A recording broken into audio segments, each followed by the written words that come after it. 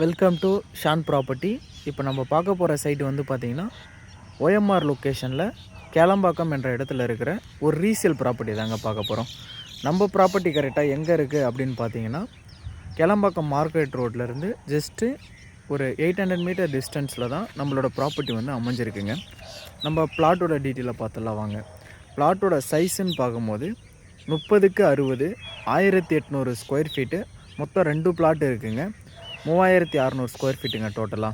Frontage வந்து பார்த்திங்கன்னா 60 இருக்கிறதால நம்ம பிளாட்டை வந்து 20க்கு 60 சப்டிஷன் பண்ணி கொடுக்கலாங்க.